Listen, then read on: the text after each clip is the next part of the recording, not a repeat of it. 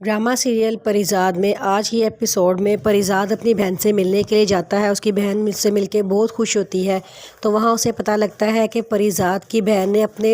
بیٹی کا نام پریزاد کے نام پہ پریزا رکھا ہے، اور وہ بہن اور بھائی اس کا وہ 5 لاکھ روپیہ جو جاتے ہوئے پریزاد نے ان کو دیا تھا ان کے کاروبار کے لیے، ان کو واپس لوٹاتے ہیں اور ان کہتے ہیں کہ تمہارا بہت شکریہ جو تم نے اپنی پوئٹری بیچ کے ہمارا قرضہ اتارا تھا، تمہارا بہت شکریہ، یہ اب اپنے پیسے واپس رکھ لو، کاش ہم تمہاری پوئٹری خرید کے تمہیں وہ واپس کر سکتے۔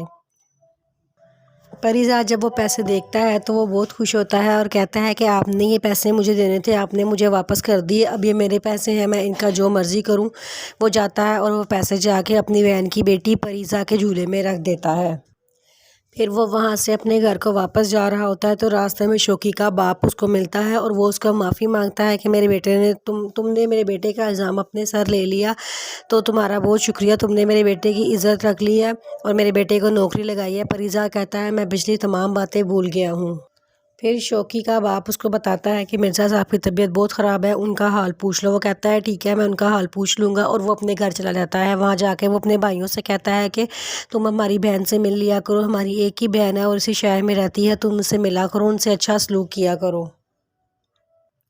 پھر وہ مرزا صاحب کے گھر جاتا ہے، ان سے ملتا ہے تو وہاں پہ وہ اس کی اسٹوڈنٹ بھی وہاں پہ بیٹھی ہوتی ہے۔ وہ بتاتا ہے کہ جب اس